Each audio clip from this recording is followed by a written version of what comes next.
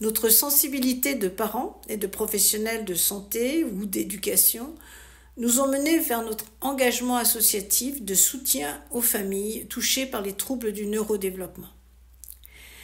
La création de notre collectif d'associations, constitué au départ par les Saint-Exupériens, AP10 des Deux-Savoies et AMPEP Savoie, a été facilitée par notre affiliation à l'Union départementale des associations familiales de Savoie, UDAV 73, projet accompagné dès son origine par M. Lassonnière, président de UDAV 73 et médecin retraité.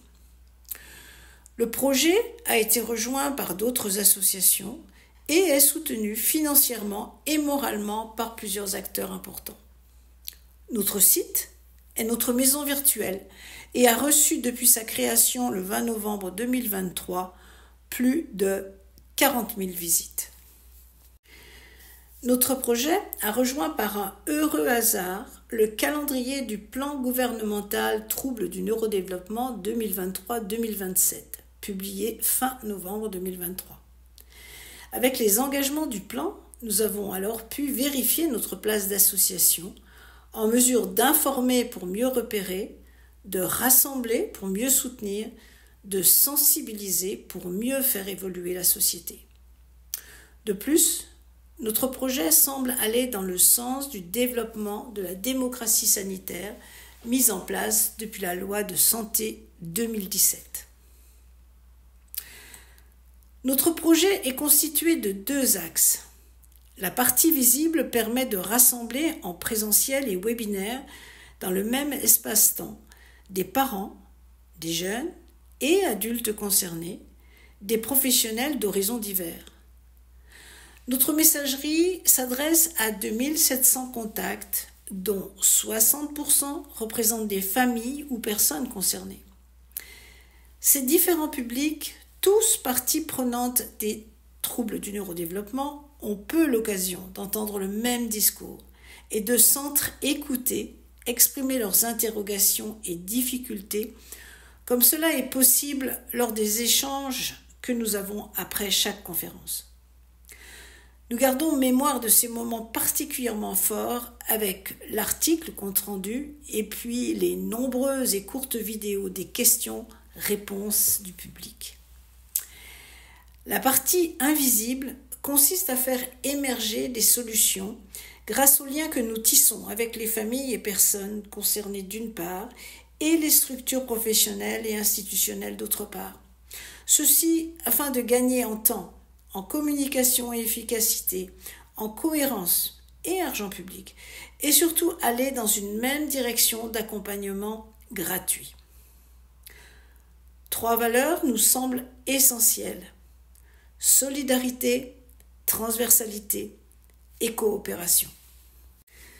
Nous sommes reconnaissants à Olivier Revol d'avoir accepté de mettre sa notoriété, son savoir et son expérience au service de notre projet avec 5 conférences en 1 an, de façon à apporter une telle information, d'en garder la mémoire sur le site, de toucher un grand nombre de parents et de professionnels et surtout de partager l'espoir de faire avancer les choses. Pour la seule conférence du 1er mars, la participation globale a été de 1700 personnes, dont 400 en présentiel au Centre des Congrès Le Manège à Chambéry. La participation de parents a été de 61%, soit 1000 personnes. 300 d'entre eux sont à la fois parents et enseignants ou soignants, et par soignants, il faut comprendre professionnels de santé et du médico-social. En mars 2024, nous avons lancé notre recueil d'expressions, enquête à plusieurs facettes pour permettre à notre public savoyard d'exprimer ses préoccupations et son quotidien de parents, ou enseignants ou soignants. Nous avons sollicité d'autres départements également pour nous rendre compte que les résultats obtenus sont du même ordre. 243 personnes ont répondu sur les 1288 contacts de Savoie au 1er mars 2024. 9 personnes sur 10 ont laissé leurs coordonnées alors que l'enquête était anonyme. 30 enseignants face à 1182 élèves ont répondu que 10,6% de leurs élèves avaient été diagnostiqués d'un TND. Les enseignants soupçonnent cependant un TND pour 12,4% autres élèves. Par ailleurs, 4 personnes sur 10 personnels de l'éducation nationale disent avoir bénéficié d'une formation et 6 sur 10 disent pouvoir bénéficier de ressources pédagogiques. Cet échantillonnage est cependant biaisé car les enseignants qui ont répondu sont sensibilisés et déjà informés. Ce qui peut expliquer le taux élevé de suspicion de TND à l'égard d'élèves non diagnostiqués. Enfin, 51 personnels se sont exprimés sur l'accompagnement par AESH. 7 jugent suffisant cet accompagnement qui a été mis en place contre 44 enseignants qui le jugent insuffisant, voire inacceptable. Ce qui ne manque pas de soulever plusieurs questions, telles la concertation mise en place entre les enseignants et les AESH et le temps dont ils disposent pour ce faire, la formation des enseignants eux-mêmes et des attendus, mais aussi la formation des AESH. Les parents ont renseigné la répartition des TND. Sur le premier graphe, à noter la prévalence importante de la catégorie troubles du déficit de l'attention, TDAH, qui ne correspond pas à la réalité nationale. Cette surreprésentation peut correspondre au ressenti subjectif des familles en difficulté avec les comportements de l'enfant qui provoquent très souvent un jugement sur la méthode éducative des parents. Sur le deuxième graphe, 4 parents sur 10 signalent un deuxième, voire un troisième trouble du neurodéveloppement pour leur enfant. Avec les troubles associés, on peut facilement envisager la difficulté de repérage. Les verbatines font apparaître 5 points négatifs relevant de la reconnaissance administrative, de leur propre santé, du manque d'écoute et de communication, d'un manque de formation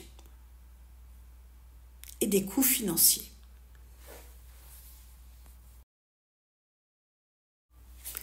Sur 114 familles, les coûts financiers concernent les soins médicaux qui restent inaccessibles ou difficilement accessibles pour 92 familles. Les coûts financiers d'organisation aggravent la situation. 85 familles ont même la double peine. Concernant les points positifs cités, on constate des progrès dans la connaissance des TND, des réussites dans la prise en charge des enfants, une plus grande efficacité des structures dédiées au TND.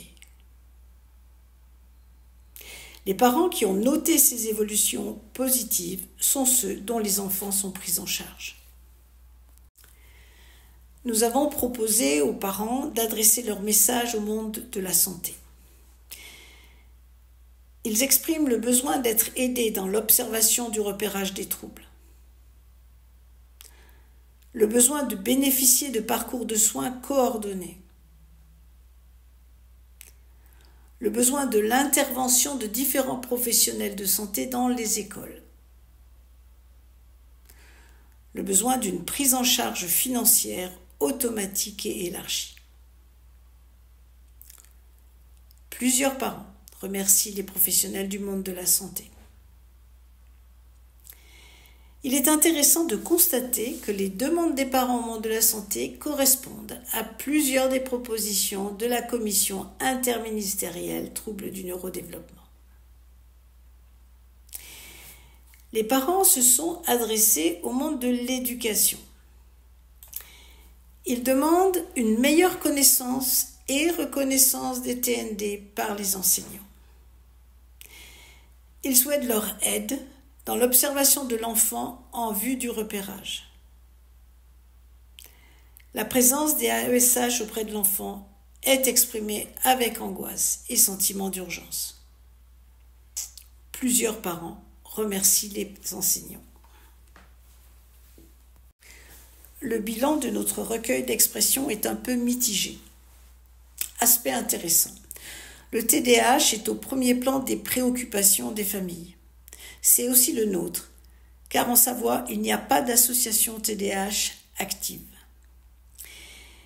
La réalité des troubles associés complexifie le repérage, l'accompagnement et aussi la propre représentation de l'enfant ou de l'adulte porteur.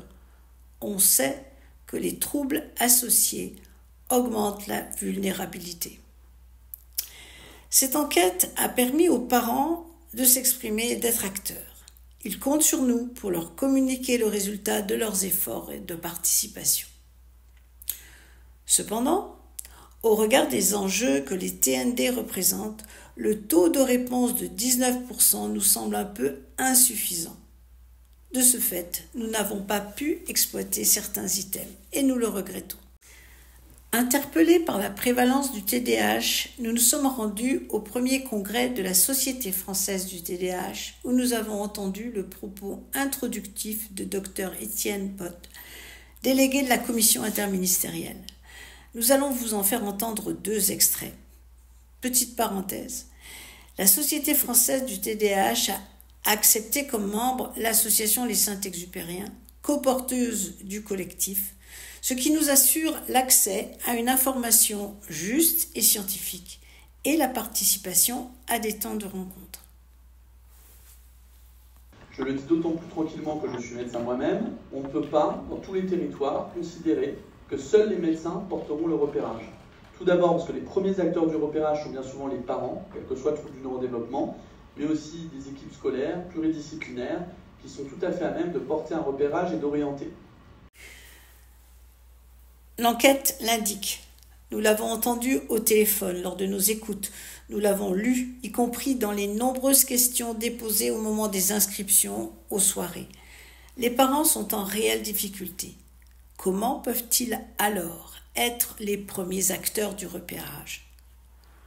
Aussi, depuis notre place d'association, soucieuse de l'intérêt des familles, nous pensons que les parents, qui sont aidants en fait, doivent être informés, formés aux différents TND. Nous y participons avec nos conférences et les temps d'échange qui suivent. Doivent être orientés rapidement vers les plateformes, ce que nous faisons à chaque occasion. C'est dire que nous aussi avons vraiment besoin d'être informés des dispositifs mis en place. Les parents doivent pouvoir bénéficier à titre gratuit d'ateliers de guidance parentale, ce à quoi nous réfléchissons. Tous ces dispositifs permettraient aux parents d'être rassurés, d'être à leur place de parents et en mesure de veiller à leur propre santé. Nous pensons que le stress, l'isolement social s'en trouverait allégé, minimisant les risques d'épuisement parental et de violence éducative par méconnaissance des troubles. Par ailleurs, des dispositifs d'accompagnement efficaces favoriseraient le climat familial, le développement des enfants, trop souvent insécurisés par des parents insécurisants et en difficulté. Concernant l'épuisement parental, pour avoir assisté à un compte-rendu de recherche de l'équipe de Rebecca Shankland, docteur en psychologie, nous avons retenu le haut risque de burn-out pour les parents dont l'enfant est porteur d'un TND ou d'une maladie chronique. Les facteurs de stress et les ressources, indiqués ici en rouge, correspondent à ce que nous avons pu constater auprès des parents. Pour être en mesure de participer au repérage, parce que les enseignants sont placés en première ligne et sont exposés aux inquiétudes des parents, il faut aux enseignants une formation initiale et continue sur les TND, ce qui a d'ailleurs été pointé par le rapport de la Cour des comptes du 16 septembre dernier. C'est aussi aux enseignants à qui nous pensons avec l'organisation des soirées. Il faut des professeurs ressources en nombre suffisant. J'ai à ce propos une anecdote à vous raconter. Le soir de la pré-rentrée, une de mes anciennes collègues m'a fait part de son inquiétude, n'ayant aucune information concernant 2 élèves mentionnés comme autistes. Assez rapidement, elle recevait une information émanant du service de santé. Et puis, 2 jours plus tard, une réunion de l'équipe pédagogique était organisée avec le professeur référent Ulysse pour le second. En 3 jours, cette jeune femme est passé de stressé et en panique à rassuré, motivé, en réflexion pédagogique pour accompagner ses élèves. Au sein de l'école, il convient de soutenir la valorisation des compétences sociales et émotionnelles.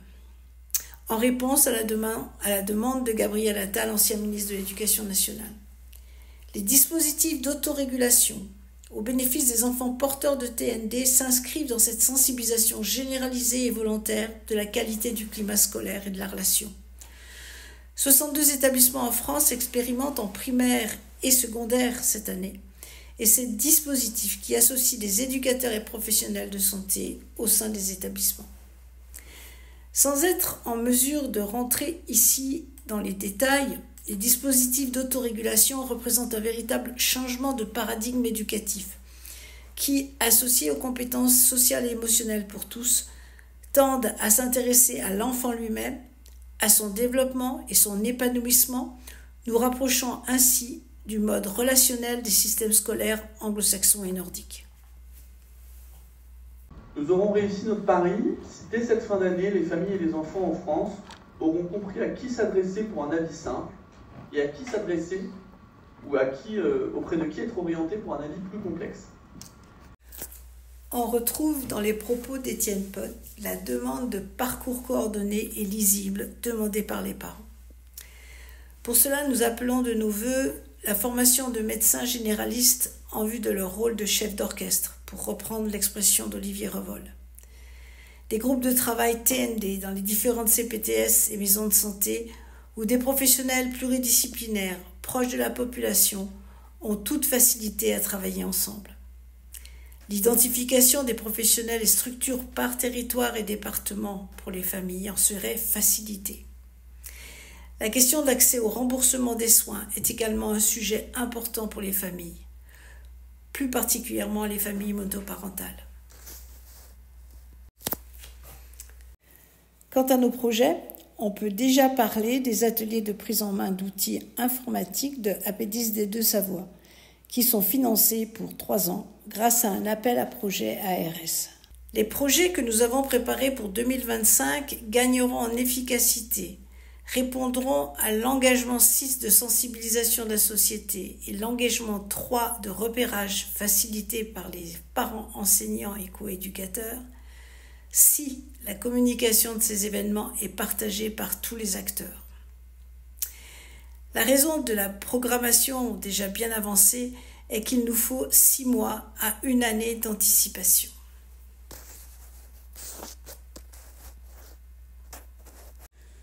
Notre audience s'élargit à chacune de nos soirées. En ce début octobre, 3700 personnes se sont inscrites à un de nos événements grâce à l'effet boule de neige de la communication. Vous aussi, vous pouvez participer à la connaissance des troubles du neurodéveloppement dans la société en diffusant l'information de nos soirées autour de vous. Merci.